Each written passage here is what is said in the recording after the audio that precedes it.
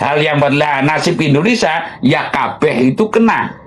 Yang di gunung umpamanya seperti Sumatera, yang di tepi laut adalah nantinya terancam dengan abrasi laut dan bahkan tsunami gitu loh. Lah ini yang patut kita sangat memperhatikan adalah terjadinya megatrust nanti. Kira-kira baro-baro terjadi apa enggak?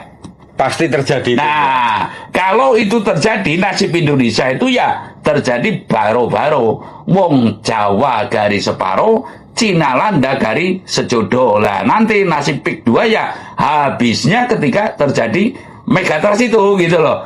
Karena kan dunia itu nggak bisa dikuasai manusia. Ya, manusia itu hanya diwenangkan hak guna pakai lah caranya, hak guna pakai untuk sementara. Namun sekarang keangkara murkaan yang dadra sehingga nanti nasib Indonesia niscaya duit saja tidak berlaku. Tapi jangan terus sekarang menggantengkan duit karena apa?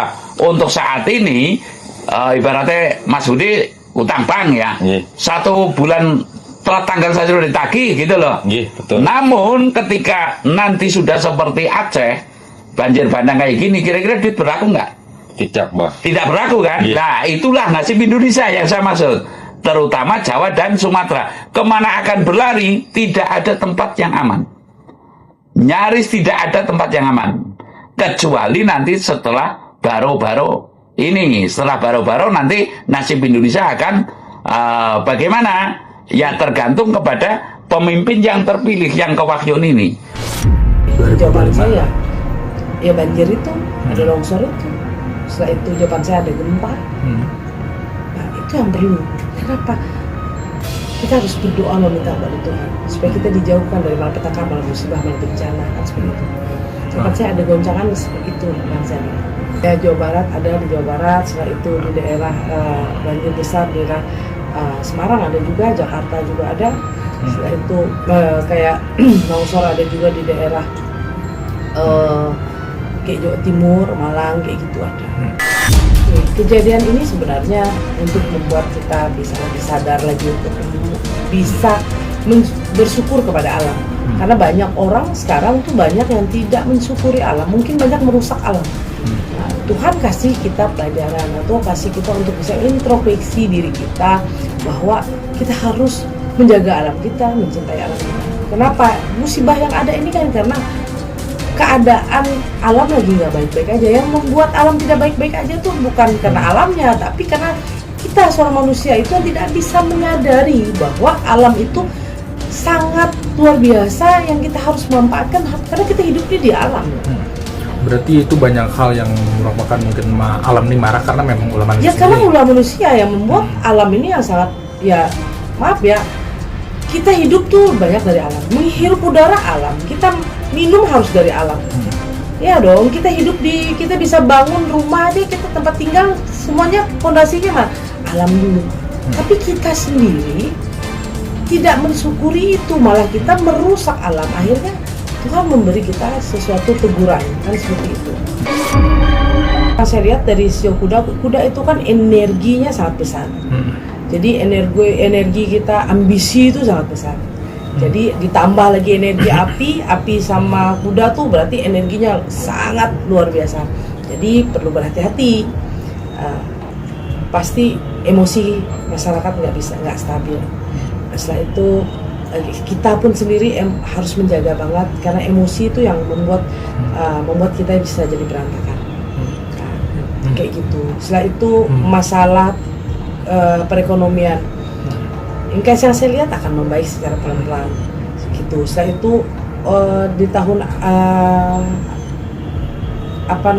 kuda api ini akan ada bencana-bencana masalah di api. Kayak gitu. Setelah itu masalah banyak sih saya lihat. Kuda juga nggak baik-baik aja di tahun 2026. Kayak gitu. Apalagi energi api, ambisi sangat besar. Buat besar, kadang-kadang kita bisa mengambil keputusan yang salah karena kita tidak bisa mengontrol emosi kita, hawa nafsu kita. Menurut terawangan Bunda, ini masih ada kebakaran itu yang rumahnya misalnya kena kena adanya tegangan seperti listrik yang di bawah harus dinaikkan, karena dari situ apinya bisa menyala nanti. Angin puting beliung, terus jalan longsor. Kalau menurut Terowongan Bunda yang paling menonjol itu angin puting beliung. Angin itu seperti dikirim ya, seperti dikirim terus kencang sehingga mobil dengan mobil bisa bertabrakan, sehingga di jalan itu ribut gitu, hancur semua muanya di menjelang menyambut tahun 2026 ini. Kalau menurut Bunda, Terowongan Bunda itu daerah Bandung yang padat penduduknya, itu hati-hati karena angin itu seperti ditolak ya, bukan seperti yang begitu kita nyetir tiba-tiba mobil itu melayang, karena kekuatan angin itu lebih kuat daripada mobil yang kuat itu. Kalau kuda api itu orangnya sio kuda api itu lebih bagus orangnya, ambisinya banyak yang pengen jadi pemimpin. Jadi salah satu dari nama kamu di lahirnya di bulan ada angka 6-nya itu membawa rezeki. Kalau sio kuda api itu menurut Terowongan Bunda orangnya ambisi. Bisnis apapun di 2026 itu yang punya sio kuda api atau yang kuda api itu tingkat itunya tinggi, tingkat pencariannya, tingkat rezekinya beda di tahun kayu. Kalau 2025 kan tahun kayu, kayu itu rapuh, tidak mau disalahkan, beda dengan sio asli itu. Ini tahun 2025 di bulan Desember, di penghujung akhir. Hati-hati. Saya melihat tragedi yang begitu hebat, tragedi yang sangat mendalam. Ini seperti kendaraan di jalan memakan korban yang sangat banyak. Tetapi bukan banyak, akan tetapi tragedi ini membuat kita itu seperti apa ya, kok bisa? Karena di satu sisi kejadian ini menimpa yang begitu hebat seorang perempuan. Saya melihat seorang perempuan dan anak kecil ini di jalan besar, tetapi tidak ada lawan. Ini seperti di angka 9. Saya melihat di angka 9 dan di angka 3. Karena ini angka ganjil yang sering saya lihat menampakkan di waktu itu. Hati-hati untuk teman-teman yang ada di luaran sana, yang pergi ke luar kota ataupun pergi jauh. Usahakan dan dimaksimalkan ketika mengantuk, ketika sudah lelah, istirahat dulu. Jangan memaksakan, karena akibatnya fatal.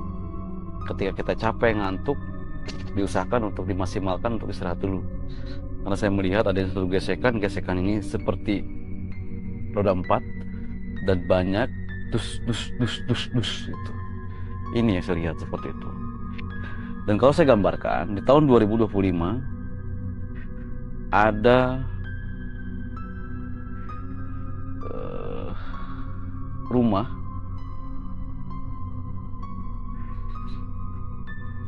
ini mau hendak akhir tahun ya, awal tahun juga ini, seperti awal tahun bulan Januari nanti saya melihat genangan air ini hampir menutupi kenteng rumah. Dan satu sisi saya akan menggambarkan sosok makhluk ini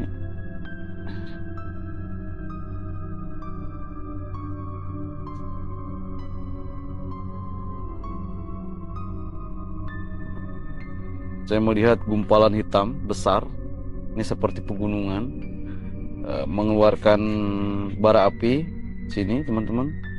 Jadi di sini ada pohon-pohon, makhluk ini ada di sini. Dan saat ini sedang menunggu makhluk ini untuk kayak menunggu tumbal seperti itu. Tetapi ini berkaitan dengan jalan tadi, teman-teman. Berkaitan dengan jalan yang saya lihat ada beberapa mobil kendaraan roda 4 berserakan seperti itu. Nah, inilah yang saya lihat di akhir tahun, di tahun 2025 di bulan Desember. Percaya dan tidak percaya, sesuatu yang tak kasat mata itu akan selalu hadir, akan selalu menampakkan diri. Tetapi bagaimana kita menyikapinya agar semuanya tidak terjadi? Waspada dan selalu berdoa. Dan saya melihat ada beberapa tragedi di bulan 3, di bulan 4 kendaraan. Dan saya melihat air tinggi sekali. Di bulan 3 ada air tinggi hingga akhirnya ada yang ke bawah hanyut. Sampai makan aja nggak bisa, itu di seperti memasuki bulan suci Ramadan. Seperti itu. Dan ada kebakaran